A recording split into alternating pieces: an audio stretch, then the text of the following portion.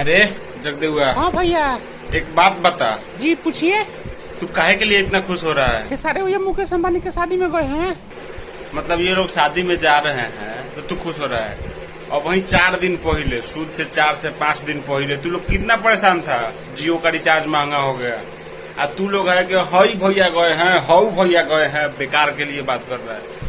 वो लोग का नॉर्मल प्रोसेस है। वो लोग भाई बड़े आदमी है तो बड़े आदमी की शादी में जाएंगे कि हम लोगों के शादी में आएंगे? बेवकूफ के जैसा काम मत करो। फैंस हो, फैंस की तरह रहो। कौन भैया का फैंस बोल रहा है कि खेसारी लाल को नहीं मिला है, ये बोल रहे हैं कि इनको भी मिला है। किसी को भी कुछ भी मिले, काम से काम रखो, ठीक है?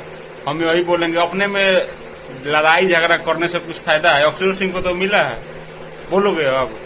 तो बात कुछ ऐसा है कि अपने में विवाद मत करो, जो भी है करो। 4 दिन पहले रिचार्ज मांगा हुआ था तो सब लोग गाली दे रहा था।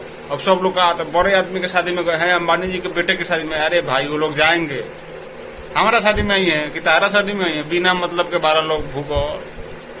तो यही है अपडेट। आप लोग ऐसी मत करिए। बहुत जल्द दोनों आदमी का झकास झकास गाना आ रहा है। अभी एक खेसारी म्यूजिक वर्ल्ड से आया, खेसारी भैया का, जाइए सुनिए।